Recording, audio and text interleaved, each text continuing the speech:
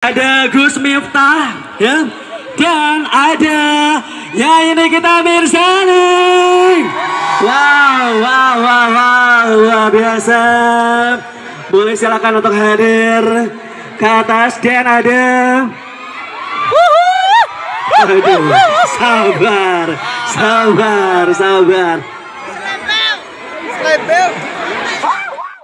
Rakit-rakit ke hulu, berenang-renang ke tepian. Ya. Mantanmu sudah ke penghulu, kok kamu masih sendirian? Tanya dong, kenapa alasannya? Mantan yang mana, kan banyak banget. Mantan suami. Oh, mantan suami. Kalau Niki pengen nikah lagi gak sih? Mau ada Charlene di sini ngobrol bertiga. Ya. Kalau aku ditanya sekarang mau nikah lagi atau enggak? Kenapa? Karena nikah buat aku hanya sekedar legalitas negara aja. Terus yang lain-lain? Iya, nggak tahu kalau yang itu. Ya udah berangkat yuk. Enggak, lagi nggak mikirin nikah dulu. Lah kenapa sih? Supaya terhindar. Bukan, aku lagi supaya terhindar dari fitnah. Oh enggak, aku sekarang lagi lempeng-lempeng aja. Kamu lempeng? Iya, nggak ada gimana-gimana. Lempengnya aja kayak gini, apalagi nggak lempeng ya? Aku lagi ngurusin anak dulu, Gus, kan 3. Anakmu 3? 3, terus ada. Bapaknya sama? Beda-beda. Oh, beda-beda. Anakku 3 bapak, 3 anak, 3 bapak yang berbeda, keren. Oh, 3 anak, 3 bapak berbeda? Iya. Itu keren ya? Keren lah. Mau yang keempat nggak? Enggak, belum kepikiran aku. Belum kepikiran. Emang kenapa? Emang salah kalau anak 3 bapaknya? Yang bilang salah siapa? Ini? Hah? Loh, mereka bukan menyalahkan kamu, tapi mereka ingin. Mereka ingin tapi nggak mau lepas ya. Niki. Yang penting 3 anak, 3 bapak. Oke lah. Yang penting 3-3-nya diurus dengan baik, udah itu. Betul. Daripada bikin anak di mana-mana tapi nggak pernah diurus. Iya. Ini anak ditinggalin, dititipin ke tetangga, Loh, jangan. dia lebih keren. Kenapa? Anaknya 5, sulung semua. Sama dong, aku juga sulung semua.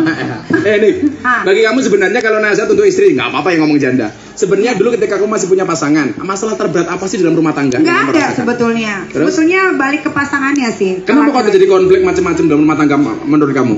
Awalnya aku pikir dia yang mau nikahin aku berarti dia yang terbaik gitu kan. Kalau udah berumah tangga pasti aku serahin semua waktu, jiwa dan raga. Ternyata pasangan aku belum bisa untuk setia. Dimaafin sekali, 2 kali, 3 kali rasanya kok udah cukup ya. Jadi lebih baik bercerai daripada aku sakit hati terus. Gitu. Wahai para janda, ingatlah, bisa jadi cinta pertamamu meninggalkan luka, tapi yakinlah cinta keduamu akan menghadirkan surga. Amin. Charlie, pengen buat aku tentang janda nggak? Pengen lah nanti. Oh, yang nyanyi dia ya. Oh, ini dia. Wih, kemarin keluar single lagu ya? Iya, sama Pasha. Sama Pasha ya. Oke, coba nyanyiin lagunya Nyanyiin Pasha. dong, nyanyiin Yang dong. mana? Rapnya doang ya sama Pasha. Yang sama Pasha. Oh. Bagus. Allah Akbar. Bagus kan latahnya aku kan? Saya tuh paling gak pede kalau nyanyi.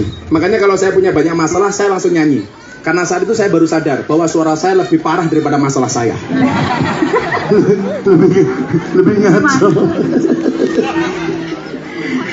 Lagunya gimana ya? Gimana kan nyanyi kamu? Kau yang selalu menyalahkan aku, tapi tak pernah kau lihat dirimu. Oh gitu. Gitu. Itu terus apa lagi? Ingatnya di recording dong. Ya. Kalau Charlie ingat gak lagu judulnya Stroke? Aku nggak Apa? hafal. Terus gimana? Tahu nggak? Mau tahu lagu judulnya Stroke? Apa tuh? Aku terjatuh dan tak bisa bangkit. Oh, iya. Lah, Stroke itu berarti. Ada lagi judul lagu. Judulnya Kobokan. Apa tuh? Lagu lama. Masa nggak tahu? Nah. Kobokan judulnya. Serius. Lagu lama. Apa? Adik. Dikobok-kobok. Gini lagunya. Bukan. Kobokan dirimu lagi. Itu bukan. Bukan. Bukan. Tapi orang segini banyak, yang paling Pada pelit lucu. adalah dia. Kenapa? Ini paling pelit. Ini pemusik paling pelit sedunia. Iya. Digesek sendiri, dengerin sendiri, goblok.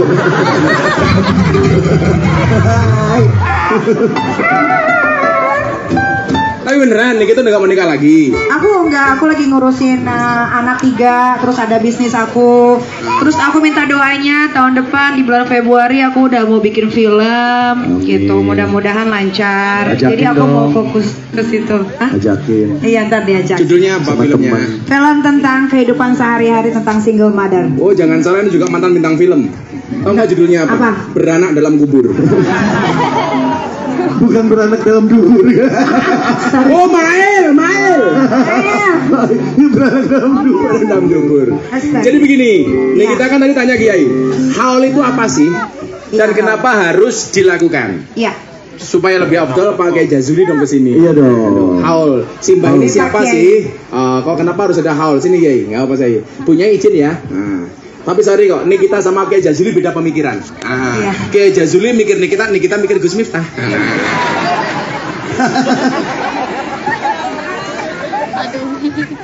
Enggak Kiai. Apa itu? Tadi nih kita itu kan tanya. Nah, kalau yang jawab Kiai kan lebih afdol. Gus, haul itu apa sih? Gimana sih? Kenapa kok harus ada haul gitu? Ya, tadi nanya-nanya. Nanya-nanya dia. Kalau ulang tahun itu kan memperingati umur. Memperingati hari lahir, milad namanya. Haul itu memperingati kematian. Memperingati hari mati. Tujuannya untuk mengingat dari orang yang meninggal, apa yang dia sampaikan atau keteladanan yang bisa diambil Dari yang meninggal ya. Iya. Kalau Kiai Anas Sirajuddin ini romonya Kiai Jazuli. Iya, ayah saya. Oke, ini haul yang keberapa Kiai? Ini yang ke-8. Haul yang ke-8. Iya. Pesantren ini umurnya sekarang berarti 9 tahun ya. Oh, 9 tahun. Jadi ini haul yang Yang ke-8. ke-8 ya. Berarti betul dulu ketika pesantren berdiri Bapak masih ada Masih ya? ada 1 tahun umurnya. Oke. Ya, 1 tahun. Itu kan keren coba. Di NU itu nih kita. Orang yang sudah meninggal saja itu masih dihargai sedemikian rupa. Didoakan, ditahlili, diyasinkan, dan ini bentuk birrul walidain, penghargaan anak kepada orang tuanya. Pengen nggak besok kalau mati difatihai sama anak-anaknya? Ya mudah-mudahan kamu cepet ya.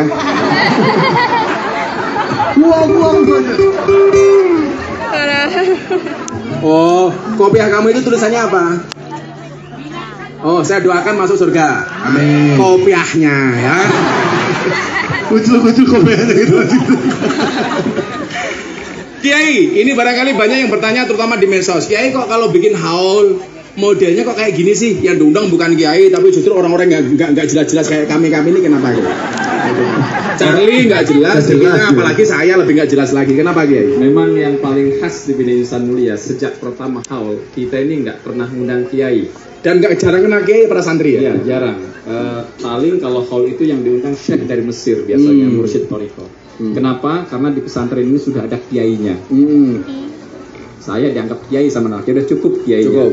Yang kedua, santri ini ngaji 1 semester full. Oke. Ini pesantren paling berat yang dirasakan anak-anak. Pasti anak ini minimal dia ngaji 5 jam ngajinya aja nih.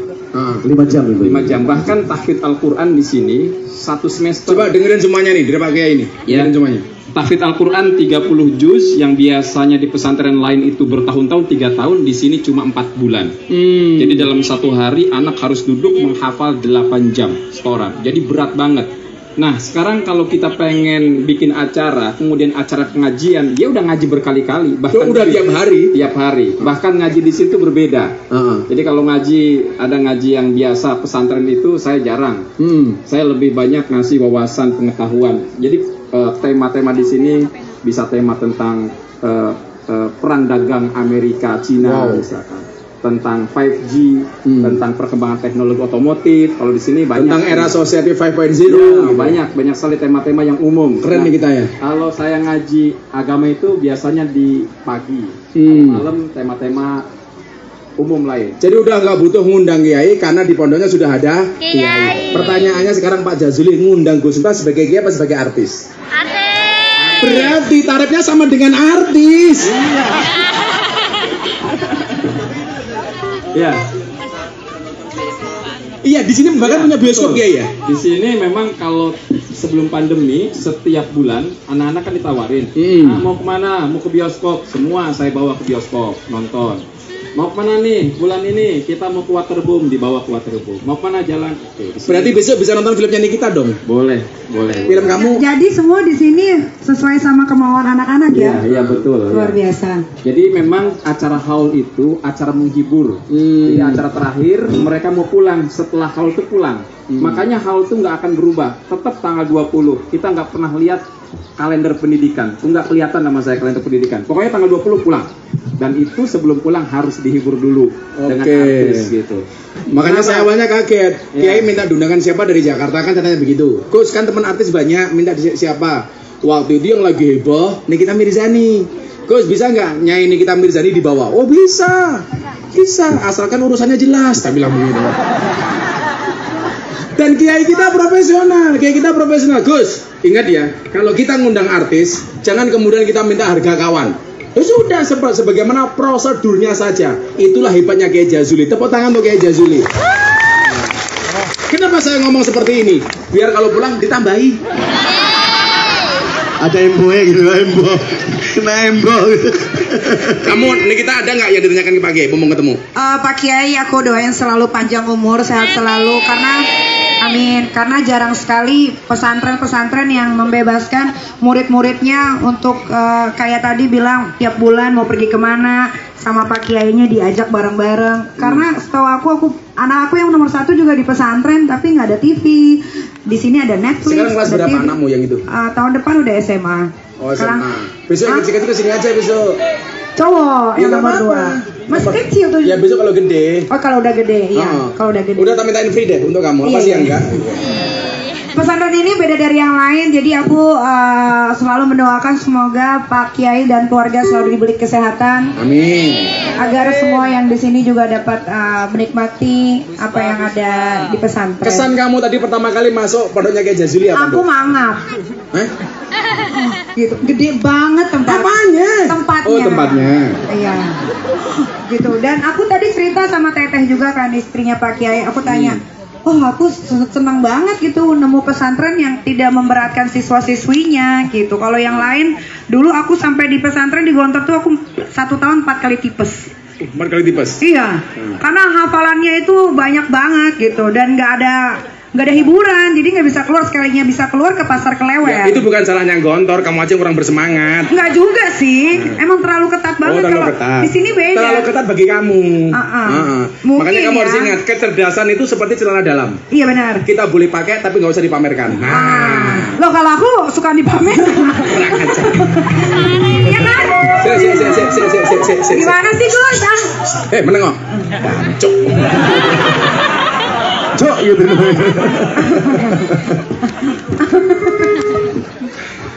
Ada yang mau disampaikan Kiai? Ngomong semuanya hadir tentang Bina Ihsan Mulia. Saya banyak yang ketika saya ngundang Nikita Mirzani itu rame ya. Bahkan sekarang di blog semua itu pesantren Bima itu ya, di blog semua karena diserang sama netizen ya. Sementara komentarnya ditutup ya. Sementara semua komentar tutup. Wah, luar biasa diserangnya. Saya nggak ada masalah gitu loh. Cuma saya berpikir begini. Loh masa saya ngedik santri itu pagi, siang, sore, malam selama 5 bulan.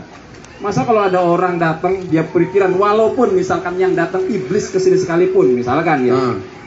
Itu saya yakin mereka bertahan. Iya. Apalagi orang baik orang datang. Iya, apalagi nyai-nyai iblis ini, Pak.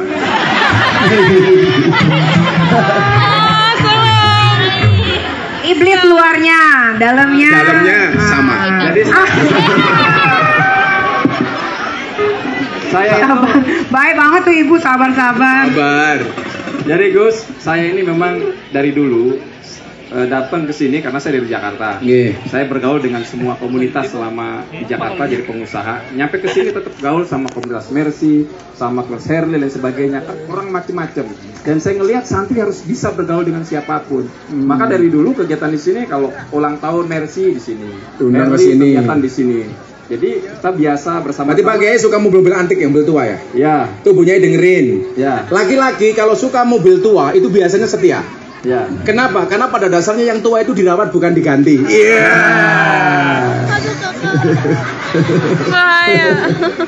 Tapi saya nggak suka otomotif asli. Nggak suka otomotif. Nggak suka. Saya membeli mobil apapun itu biasanya punya agenda. Saya beli Mercy punya agenda deket, bikin kegiatan di sini kemana-mana, kemudian berubah ya.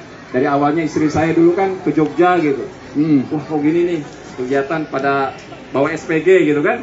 Pelan-pelan sekarang udah berubah, udah bahkan ketuanya udah waktu itu ketua dari Al Mutazam tuh, Kiai Mutazam di situ Ustadz. Saya ninggalkan jual Mercy-nya. Saya beli Harley juga begitu. Dengan komunitas saya belum pernah naik sekalipun beli Harley itu.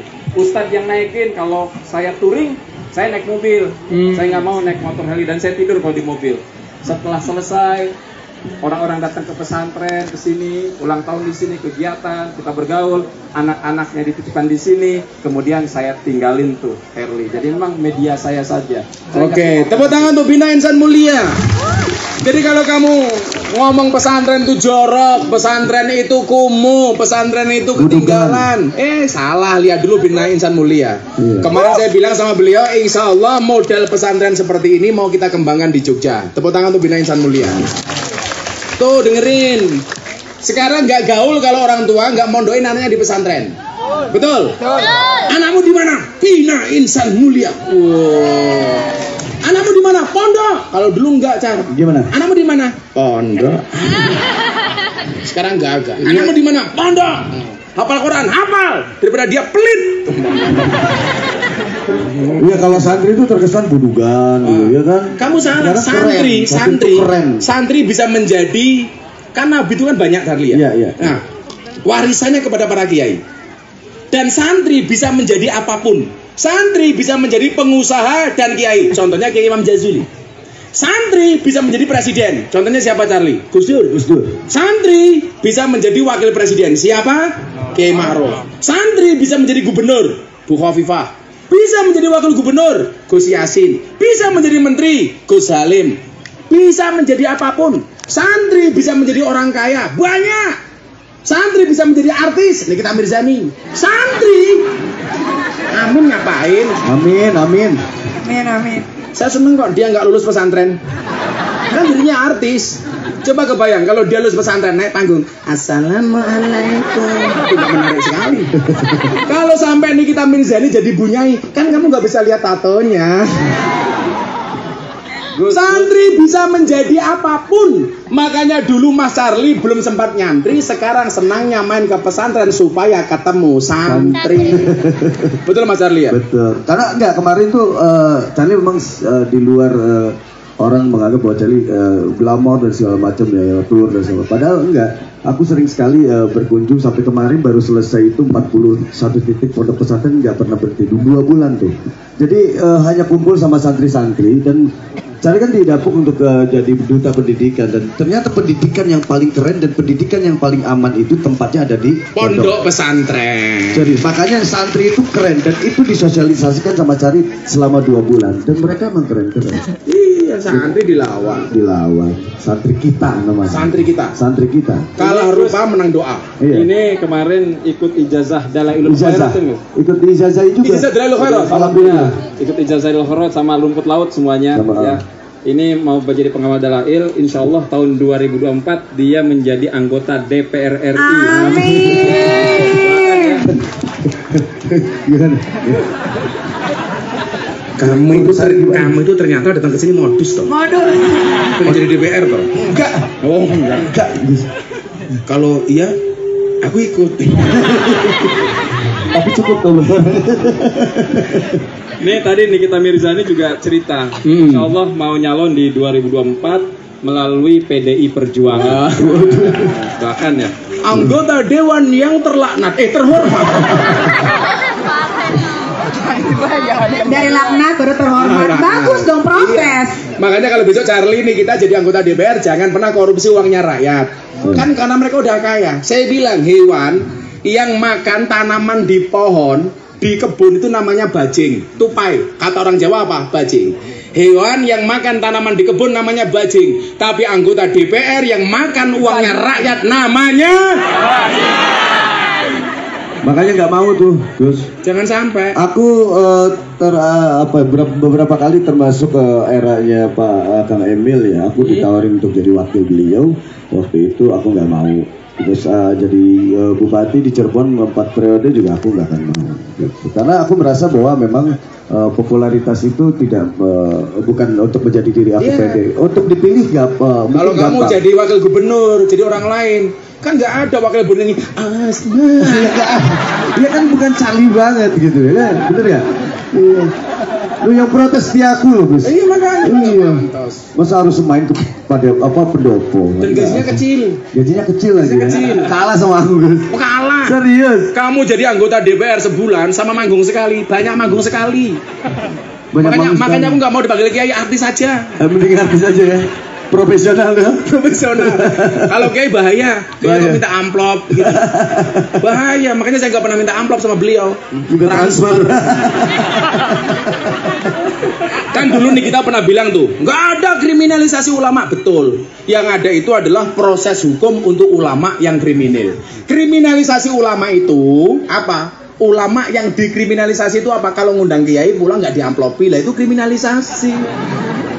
Itu namanya melanggar KUHP pasal 378, penipuan. Tapi kalau diamplopi isinya cuma sedikit, pasalnya beda, 352, perbuatan tidak menyenangkan. Pasar kamu banget ya dari dulu ya. Ayo Pak Kiai, nasihat sebelum Pak Kiai duduk kembali. Monggo Kiai. Ya, saya berharap ya seluruh wali santri, kami mengundang Nikita Mirzani ini untuk pengen tahu sebetulnya seperti apa dia bisa bicara seperti tadi padanya. Kita sering melihat orang itu dari media sosial dan kita lihat media sosial itu tidak asli ya. Saya yakin ya itulah pekerjaan Nikita Mirzani. Kalau nggak begitu nggak dapat duit ya. Bukan jati diri Kiai. Iya, bukan jati dirinya. Saya paham karena dia Dewi Persik itu menggunakan medsos sebagai pekerjaan. Kalau dia tidak melakukan itu nggak dapat duit gitu loh. Kenapa?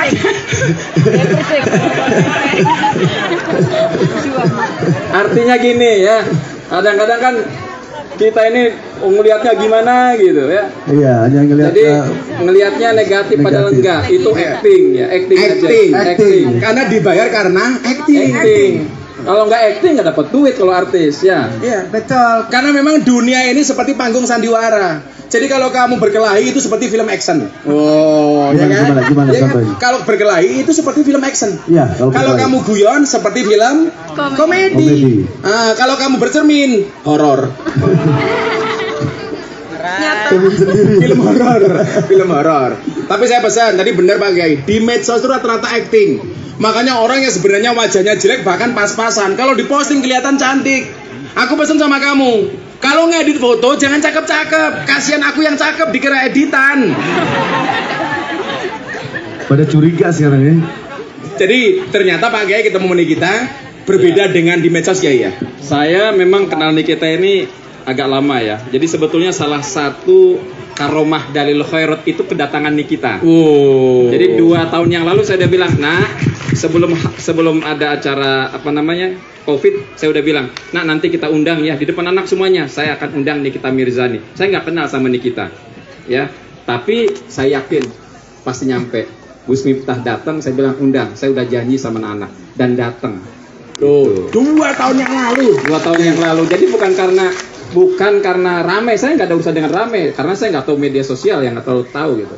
Jadi saya itu saja. Dan yang kedua, saya 2 tahun yang lalu saya mendengar talk show Nikita, saya lupa di TV-nya apa, berbicara tentang donasi. Dia banyak membantu, punya donasi untuk fakir miskin ya waktu itu, bahkan untuk yatim pesantren. piatu.